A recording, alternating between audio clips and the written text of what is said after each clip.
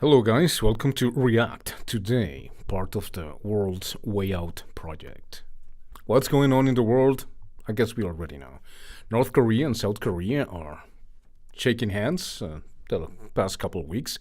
Very good news for us, for the country, for the world. And we're happy with this deal. We hope that North Korea and South Korea come along and become one country. Now that, according to both of them, both presidents, North and South Korea, have declared that the war between them is over. You know that there was an armistice, an armistice is a pause between the war between North and South. Well, now it's finished. There's no more war.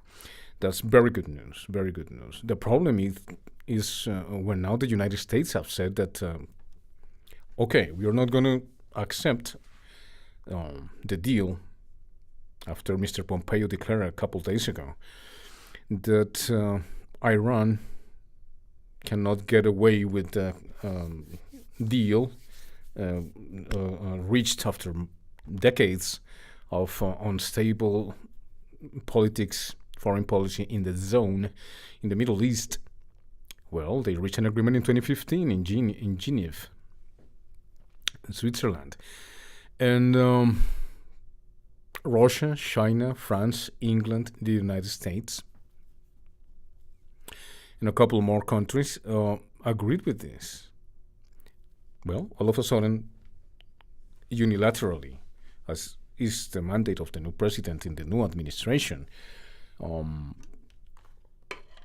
has said that no, we're not happy with it, we're going to withdraw, and you already know that the United States withdraw from the treaty that cost so much decades and lives to deal with. The path forward. America's commitment to the Iran strategy President Trump laid out in October remains. It will now be executed outside of the JCPOA.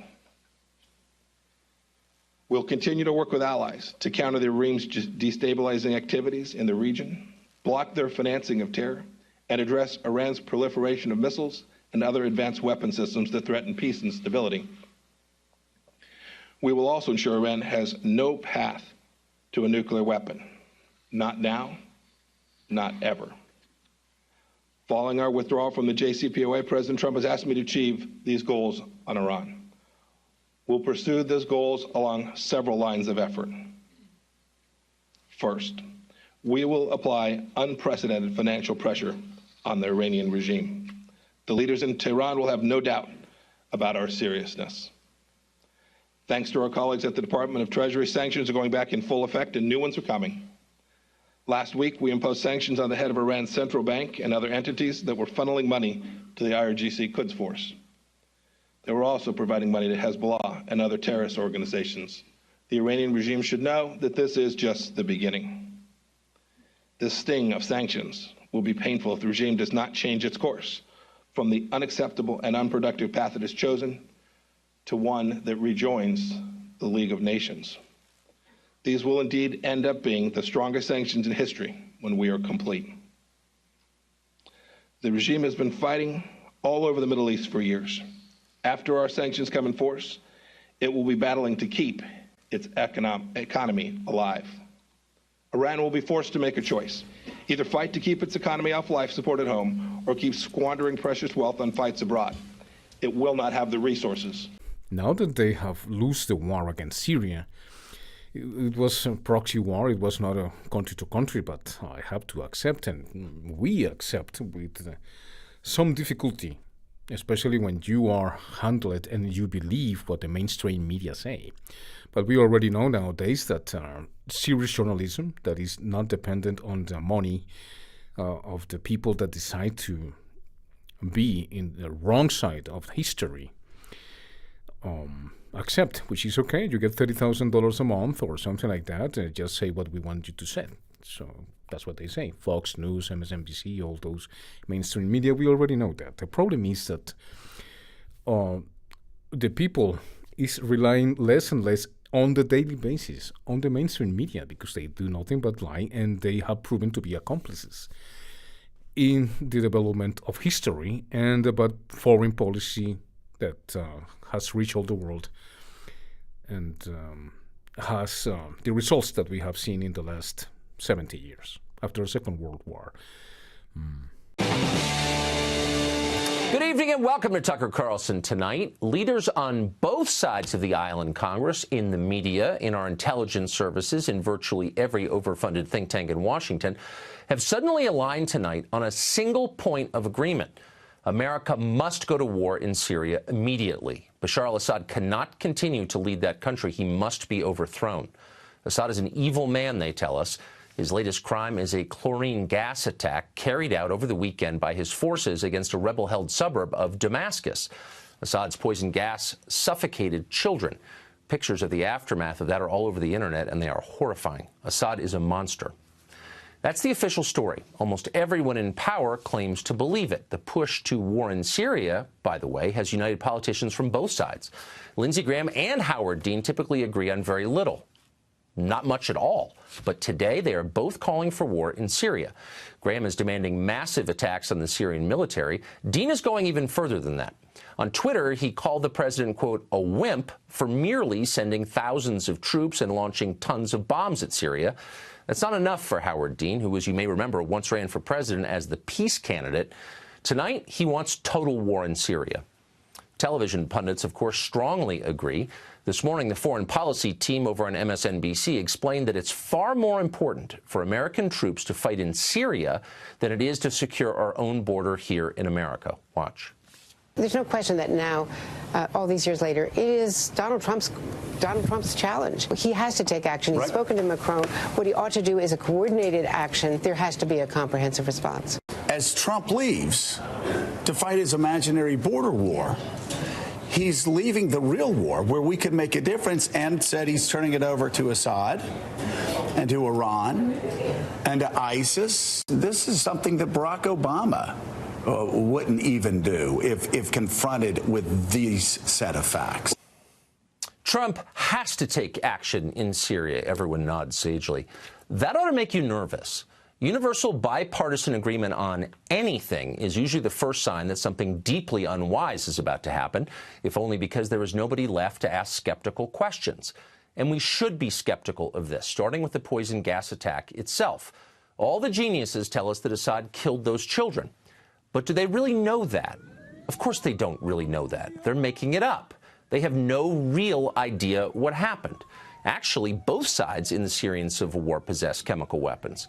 How would it benefit Assad using chlorine gas last weekend? Well, it wouldn't.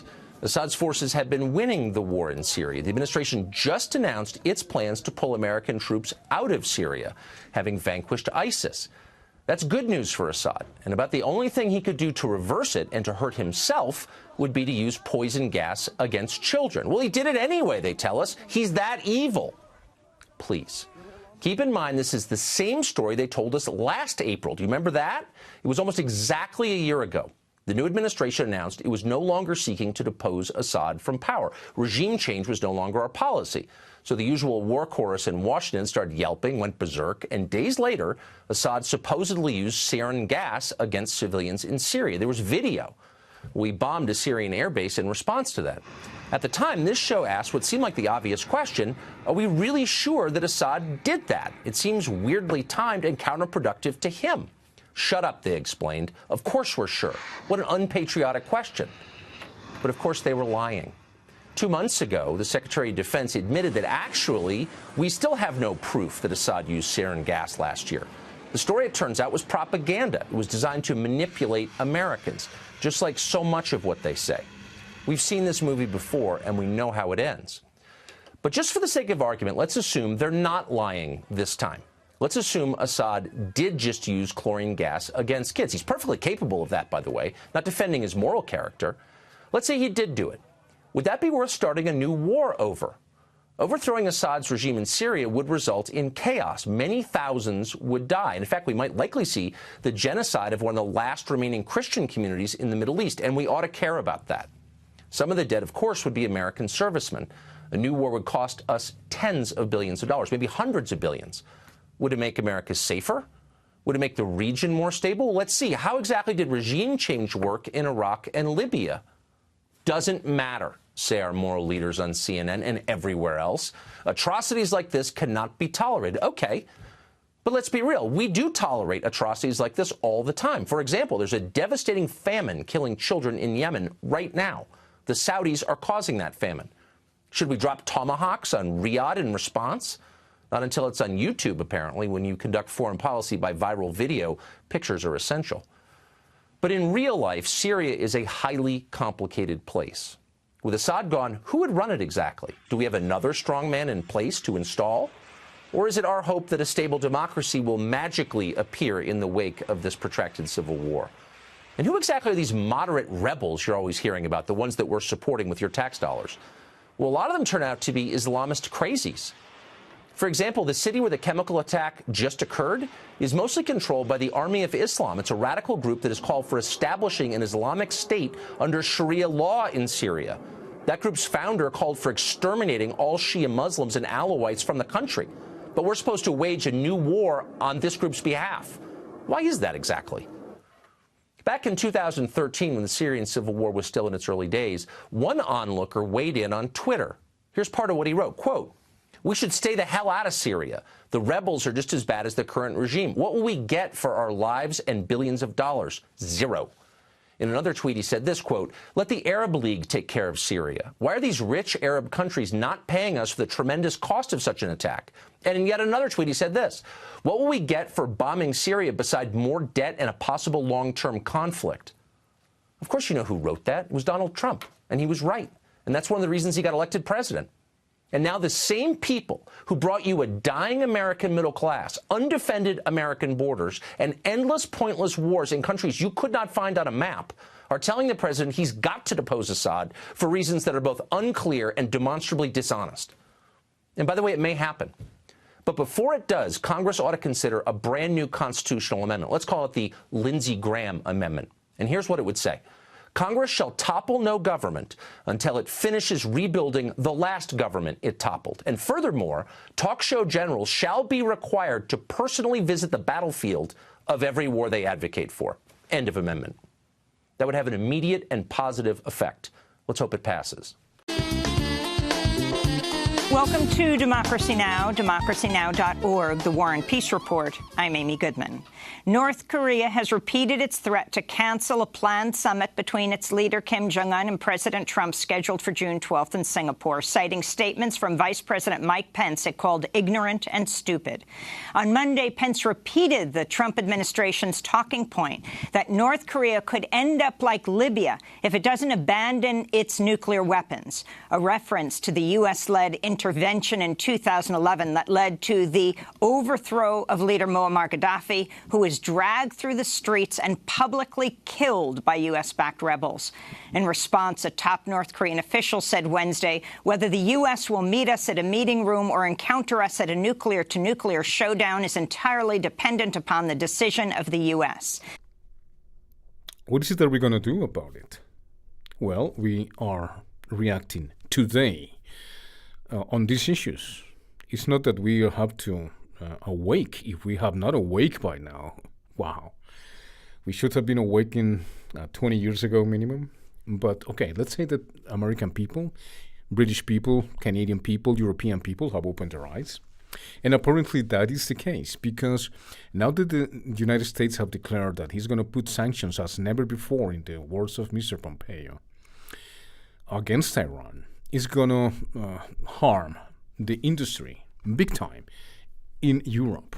But apparently the United States says that whatever country in Europe who supports the deal signed in 2015 is going to receive also sanctions by the United States. Hello, welcome to Sophie & Co. I'm Sophie Shepard-Natze. The American pullout out of the Iran nuclear deal is causing a headache to the European guarantors of the treaty. In case of Germany threatening firms that made large investments in Iran, how will Berlin and the EU deal with this? Well, I ask Günther Verheugen, former Vice President of the European Commission.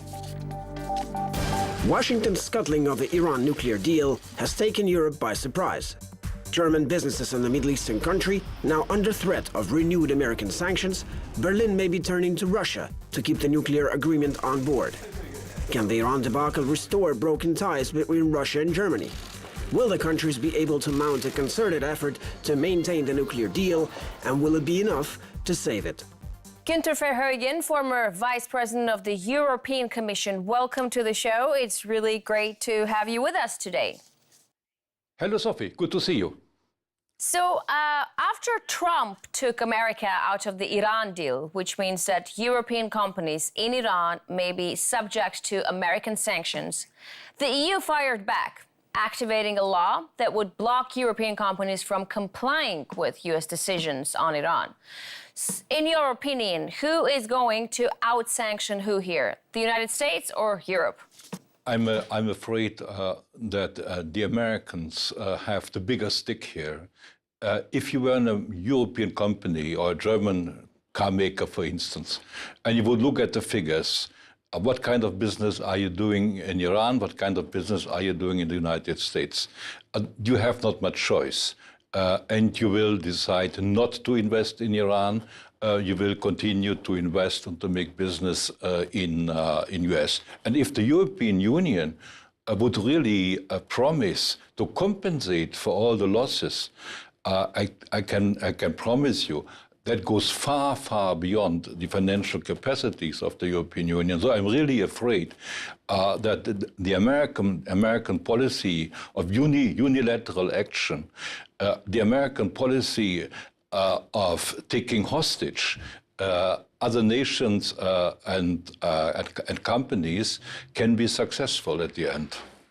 So the European statute that has been activated prohibits EU companies from cancelling their business with Iran due to American sanctions.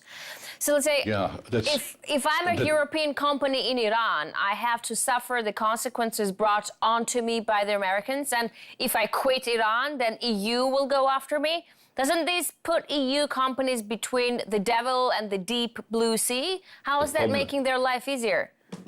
No, I don't think that the problem is the role of the companies which are already active in Iran. The problem is that the promise that went with the Iran deal was that we would do more and help Iran to develop the economy and to increase the living standard of the people. So that would mean much, much more investment than we have done in the past. And what I have said is, and I would like to repeat that, you cannot expect new major investment in Iran coming from major European companies, in particular those who are world market leaders, who are leading in technology and innovation. I'm really afraid that the American action was well calculated, and that we have no real defense against it. So regardless of Europe's countermeasures, do you think the deal will survive without the Americans? I think it can. It depends very much on the cooperation between the guarantor countries, in particular Russia, China, and the European countries. As far as I can see, they are committed to do everything they can to keep the deal alive. But for the people in Iran, of course, the question will be, does it pay at the end? That I cannot foresee. But what we can say is, this deal is clearly in jeopardy. And with the deal in jeopardy is the whole system of nuclear non-proliferation, not only in the area of the Middle East, but everywhere. And it might change the whole security pattern of the world in which we live. It's a really serious, very, very serious situation. And in this situation, it would be extremely important to organize cooperation between the other partners of the deal, which I have already mentioned, in order to create a counterweight. So in the wake of the United States decision on Iran, Donald Tusk says that with friends like US, you don't need enemies. And Trump said the same can be said about EU. Are US and EU enemies from now on? Absolutely not. I must say, I know Tusk very well, and I like him very much. And normally he is not using strong words. So I was really surprised.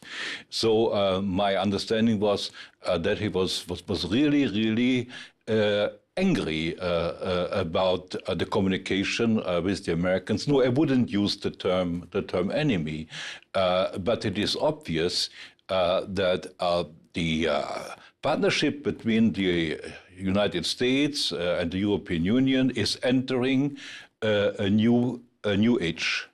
It's not like it was in the past when more or less the Americans and the Europeans shared the same values and objectives. The Europeans accepted that Americans have the leadership and the Americans were generous enough to provide security. I think that's finished. That's finished. And we need to redefine the relationship. And the only thing I would like to say right now is we in Europe, we should not make the mistake to believe that the presidency of Donald Trump is just a short-living mistake. I'm afraid that Trump is representing America much more than Obama represented America, and we should be aware that this policy will probably continue, the America First policy. What is going on with the United States? The United States and Israel are the only two countries that are against the world and everything that benefits the world. Apparently, these two countries, the only thing that they find as a solution is war, to destroy everything. And they insist on going to war. And the people that have surrounded Donald Trump's administration is nothing but warlords. I'm not saying warlords in the sense that they have a lot of weaponry, like in Africa, for example, where warlords kill their tribe, the opposite tribes. No, I'm talking about serious, way more heavier warlords, way more stronger and powerful than those warlords in the African countries or Latin American countries. We're talking about warlords that are lords of war. And in that sense, these guys have atomic bombs, foreign policy, they control the banking system, they control commerce, and now with new ideas that came to these people, which are to control the markets around the world. But these new policies of the administration have closed the countries and the emerging economies way more tighter than before. What that means is that 9 countries already are rejecting the dollar. And the BRICS, for example, Brazil, Russia, India, China, and South Africa, okay, they have tightened their markets and their trade and using their own money, their own currency, in order to strengthen their countries, their economies, their trade. It was about time that some countries opposed this kind of reasoning, if you can call that, when it comes to America first. America is not the only country in the world, and Americans have understand that right now. They are understanding that to go against the world through war is not the way to make peace around the world. It's not the way to lead the world. And the so-called exceptionalism of the America that happened to become after First World War with the Lusitania and the Second World War with Pearl Harbor and all those fakes, strategies, false flags that have been opening gradually to the public opinion all around the world have shown that the United States based their exclusivism as when they show themselves as the saviors of the war in the First, Second, and the Cold War, etc. But when they go to war as the only solution to be the leaders of the world has understand now for decades now, but very few of us that have understood that throughout the years are not the only ones. The humanity is understanding that these foreign policies obey to corporate intelligence, as I call it, which consists that the only things that can work are the plutocrats' ideals and the super rich people that control, of course, the weapon systems, as explained by President Kennedy in Meet the Press in 1961. And also because he wanted to create currency that was not dependent on private corporations or private banking, but state banking, etc. The point is that nowadays Europe is opposing the United States big time. Let's begin with Italy. Italy said that, yeah, it's okay that the United States have their own beliefs when it comes to markets and we have to trade, and we still have good relationships with them, but I don't think so. We're not going to accompany you on this one. I think that we support the non-proliferation of atomic weaponry in the world, but also we don't want to isolate Russia. And that was just yesterday and this morning, according to the Prime Minister of Italy, who has said, no, we don't consider that sanctions against Russia are to be taken by Italy. We're going to support dealing with Russia, and we're going to keep in this administration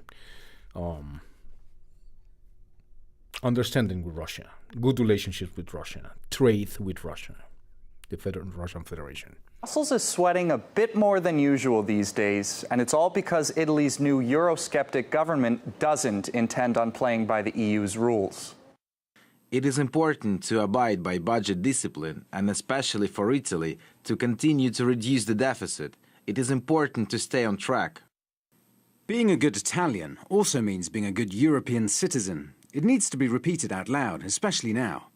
The left-wing Five Star Movement and the right-wing Northern League Party, formerly fringe, now turned government majorities, are promising Italians a government of change, confronting the EU on immigration, austerity, and taxation.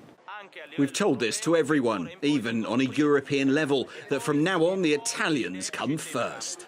The new government's plan for Italy and Europe is everything Brussels doesn't want. People before economic obligations, as a senior official of the Northern League described it. They're demanding a debt discount, an expansion of welfare programs, and a reduction of taxes, which would be a big blow to the EU's wallet.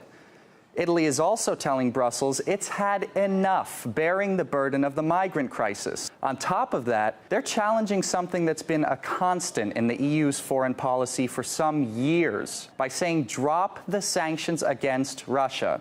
Last time Brussels saw a similar rebellion was when an anti-establishment party took the reins in Greece, when an anti-austerity Syriza party came to power. What a headache it was for the EU. We agreed to disagree. As Dr. Schäuble said, we didn't reach an agreement. It was never on the cards that we would.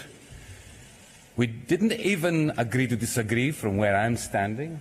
But the Greek experience could hardly have been considered a win for Eurosceptics. Syriza bowed under pressure and agreed to a renewed austerity program. In Italy, it seems both parties of the government coalition are getting along so far. After they finalize their program, they'll just need approval from the Italian president. If approved, it would be the first EU founder state to be ruled by a Eurosceptic government. And that's starting to give Brussels bigger worries than it originally had. We have to brace ourselves for the worst scenario, and the worst scenario could be no operational government. As if the absence of a government in Italy seemed bad enough for the EU, it could be soon contending with a major member state in all-out rebellion. Donald Corder, RT. Italy's main stock market, though, reacted negatively as the political programme contains a number of sweeping economic proposals. A representative of the likely centre-right coalition told us such radical plans are vital for modern Italy. We came to the point with a final contract that is including the most important things from the two parts. We need this to calm down also the country and be able to stay into the European Union in a strong way. We are very focused on the democracy of our country, the rule of law. We respect our alliances. We want to be a part of the EU, being stronger as Italy.